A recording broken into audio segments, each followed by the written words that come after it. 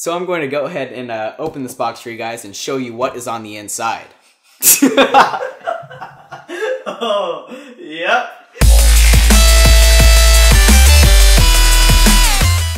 Hey, what is up guys? This is Jacob Torres from WikiJackson.com and welcome to our unboxing of the Acer H236HLbid monitor. Now you probably noticed that I had to look at the back of the box where I wrote down the product name here because I couldn't remember it since it is so long and honestly it's a horrific product name in my opinion. Acer, please fix this. But either way, this is part of Acer's H6 series of monitors, and you may be wondering, why did I go with an Acer monitor? Maybe their reputation hasn't been the best in the past. Well, maybe the specs will change your mind about this. Now, this is a 1920 by 1080 resolution panel. It is an IPS panel, which means colors are going to be spectacular. In fact, it has a 5 million to 1 contrast ratio, and if you know anything about monitor specs or contrast ratios, you know that that is pretty darn good, especially when compared to something like a TN panel, like my other monitor, which I unboxed a couple years ago on my personal channel. So this is actually a first IPS panel for me. Also, it has a 60 Hz refresh rate. I forgot to mention that. But yeah, this is going to be one of my first IPS panels, and I'm really looking forward to the awesome colors and things like that when it comes to video production for our WikiJackson channel here. So yeah, if you're into image editing or video editing or anything like that that has to do with rich color, then this monitor will be good for you. So also, another reason why I went this monitor is because this, actually a refurbished model, was 120 bucks on Newegg, and it goes for brand new around 140 or 160 depending on whatever sale you might catch on this monitor. So the price is great, the specs are even better, especially compared to other monitors in this price bracket. And we're going to go ahead and take a look at what is inside this box. Alright, so let's go ahead and lay this down flat here so we can easily get out the monitor. Now, this monitor also does have a glass screen protector, I guess you could say, a glass cover which goes over the actual the monitor to protect it in ways, and as opposed to maybe a plastic or acrylic cover, which you may find on other low-end monitors, this glass one will be a lot less reflective and also a lot closer to the screen. So it really won't be too much different than having just a normal monitor. However, you do have that protection from the actual pixels on the screen, something which I'm actually kind of looking forward to. So that was actually open, didn't even need the knife. Cool. Now again, like I said, this is a refurbished model, so I would not be surprised if the internals were either a little messed up or just not neat, I guess you could say. There's more tape on this back corner.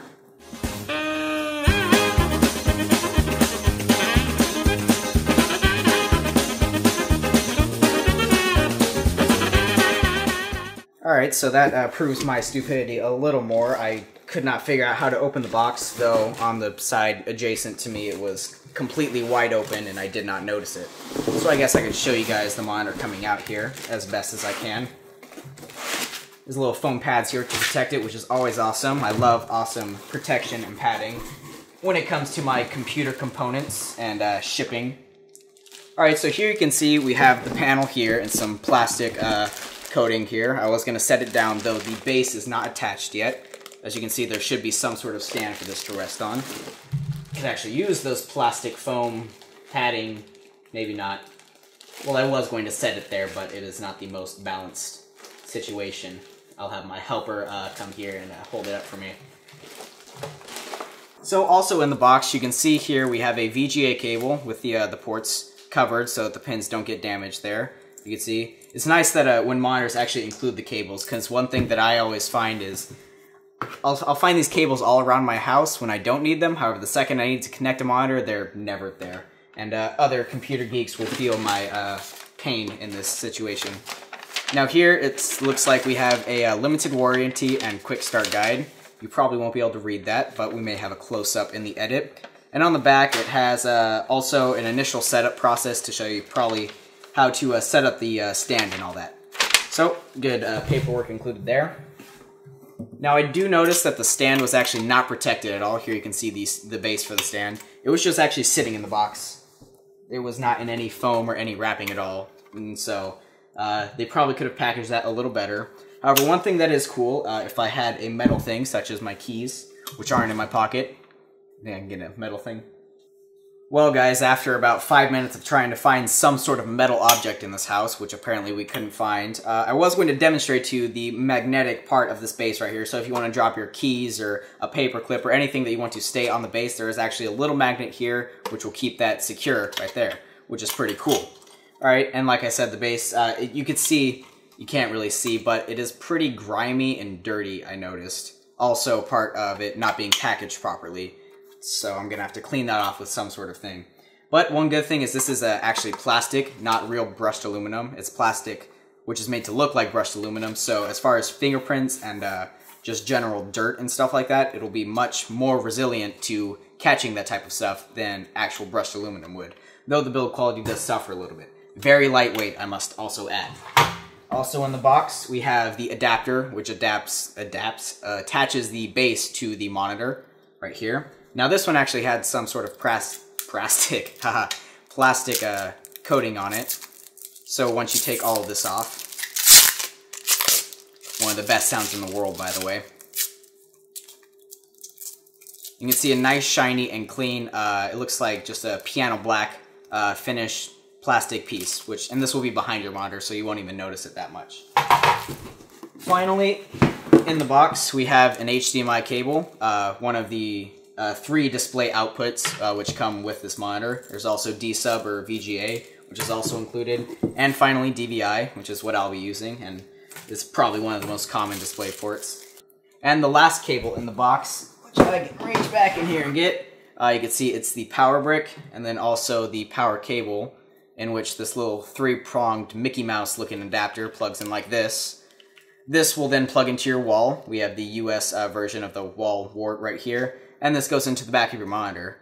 Now, I'm not sure if I prefer this type of external power supply because you kind of have this brick hanging out wherever your desk is, under your desk, or wherever your cables are managed. However, I do like how it's this very small port which is supplying power to your monitor, rather than one of those bigger ones which are found on most monitors which have internal power supplies. So, I don't know which one I like better. However, it is nice that they have this little small-ended one, which I'm starting to see on most newer monitors actually nowadays. Setting that off to the side, there's actually nothing left in the box, so we can just go ahead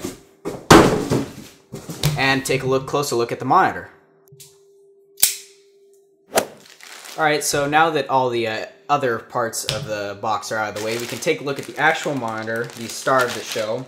And I might add, it is a very beautiful looking monitor. Now, another monitor in this price bracket and similar in spec-wise is the AOC. Product name will be on the screen and in the description. And that was actually one of the monitors that I was planning on getting, though a little research actually led me to this one in, you know, similar products and things like that. And while the AOC has that nice silver band across the bottom, I do prefer the all-black version, the all-black plastic casing on this monitor. It will definitely mesh well with my other all-black monitors and general setup. So if we take it out of this plastic right here, we can cover up my face from the camera. And also really see the beauty of the monitor. Now, like I said, there's that glass screen protector cover type thing on it. And it doesn't make it very much lighter, which is kind of something, I mean, it doesn't make it very much heavier, which is something that I kind of worried when I found out that it was real glass being used in the monitor. And you can see it reflecting the lights right there. But as far as like general reflections go, I mean, you can't really see the other side of the camera on it right there. Whereas a plastic or acrylic cover right there would be much more reflective. And I know from experience I've used a plastic covered monitor and it is extremely reflective in my opinion. Now once again you can see this very small, very subtle black bezel down at the bottom with the Acer logo down there at the bottom. And you may notice this kind of glass protector goes from edge to edge on both sides and the top. Now though the panel doesn't actually go all the way to the side, this has an extremely thin bezel, and I'll have the measurement right here because I don't know it off the top of my head. So the bezel is super thin, so if you want to do some surround gaming with 3 other monitors like this, it'll pretty much be seamless between each monitor since there's such a little space on each side of the monitor between the actual panel where the pixels stop and where the next monitor would start, which is awesome because bezels look kind of stupid, and so bezel-less products such as this or the LG G3 and other smartphones look really sexy in my opinion. Now also taking a look around the monitor, you can see just approximately how thin it is, like that. I don't know how accurate you'll be able to tell in the video, but I'll also have these specs in the description and all that. And on the back, you can see there's an Acer logo up here. And one thing that you may notice on the back of the panel is all of the ports actually stick directly out the back, and they don't stick shooting down, which I would actually prefer this type of mounting system, since say when you have your base, that isn't actually attached yet, but when you have your base attached down here, it's sometimes hard to get cables in under and behind the base as well. So though you may not have as much cable management flexibility with them sticking out the back, you know, you might have problems with it running into a wall or something like that. I think it's better, it's easier to plug it in, say, from the front of the monitor than having to reach down and under to where you really can't see the ports. So that's just my opinion. But really, the only thing left to do, I guess, would be to attach the base and stand. So I'll set the monitor off right here. So this should be pretty simple, and I'm not reading any instruction guide, which is probably one of the worst things that you could do. But if you just kind of line this up like a puzzle piece, there are 2 notches in the base right there. You can kind of see, okay, you can't really see, but it is kind of beveled edges right there, which line up and correspond to the beveled edges on the base right here. So yeah, like a puzzle, you just insert it in the way that it fits.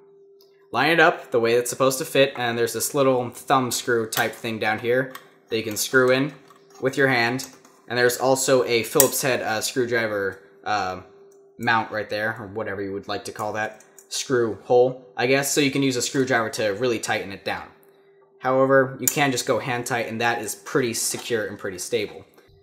Now, attaching the monitor to the base was super simple. All I did was I slid it over the top, and you can see it's secure now. You can lift it up, and the base will stay on there. And it's also removable. You just kind of have to grip this and actually tug on the top monitor to get it to come off. So it's awesome if you are going to be traveling with your monitor, or if you want. There actually are no VESA mounts on the back, I might add. So there's the 4 holes, which you may use to mount it to any other third-party monitor stand. There are no holes to do that, so sorry for people who were planning to do that, but this you'll have to use either with the stand included or with no stand at all. Or maybe you can custom fabricate up your own little stand to use with it. But this stand in particular only has tilt functionality, so you can tilt it back, you can tilt it forward. It has a fairly low angle, like radius, I guess you could say, of a tilt, but I mean, I'm sure it'll be enough for anyone who's going to be using it. However, there's no height adjustment or rotation adjustment or anything like that. So if you're going to be using it with other monitors, which aren't exactly this monitor, and you may have to adjust it slightly, the stand kind of falls short in this respect. So when it comes to the stand, you could really see the low price point taking effect, you know? They decided to put more money into the actual panel and quality of the image rather than in the base. Now, the last thing I want to talk about to you guys is going to be the buttons, which navigate the on-screen menu and also power for the monitor. Now, on the bottom bezel right here, there's actually a little indicator which marks which one is the power button. That's probably the one that you're going to be using the most in the monitor, to turn it on and off, obviously. And that's just marked with a little embossed, you know, the standard power symbol. So right there, that's going to turn your monitor off and back on. You can go ahead and see startup times here, if I press it correctly. There's also an LED inside that power button which lets you know whether it's on or not. So you can see the Energy Star logo right there to show that it is actually an energy efficient monitor. And there we go, it started back up. So right there's the power button all the way to the right, and the next one in from the right will actually bring up the menu. And there are, you know, a few options on the menu, and the rest of these buttons are going to control all of that on-screen menu, basically. This one being volume for the audio pass-through on the back, something which I also didn't talk about. Let's say you have an HDMI cable plugged in, and you have a device which is transferring audio through that HDMI cable. There's actually, I'm gonna spin this around here, right here, an audio out jack, so you can send that to your speaker system or to headphones or wherever. And on the menu right now, you can actually see we are controlling the volume right there. And the rest of the menu is pretty basic. I mean, it's not too advanced in the options that you get, but color correction possibilities are somewhat feasible on the monitor. However, most of it should take place in the software on your computer. That's how I color calibrate my monitors, at least. And, well, calibrating this monitor shouldn't be too hard, since out of the box, the IPS panel looks fantastic. I mean, this is with no setup. I just threw on some random YouTube video. I'll have YouTube video credit in the description. So, well, I guess that's pretty much it. Thank you for watching my unboxing and first impressions of the Acer. I forgot the product name, but it'll be on the screen in the description at the beginning of the video when I mess it up, and all of that good stuff. So thank you guys for watching. Please like the video if you liked it, and well, check out our channel and subscribe if you want to see more tech-related videos like this and/or gaming-related videos. So I'll see you guys in the next video. Later.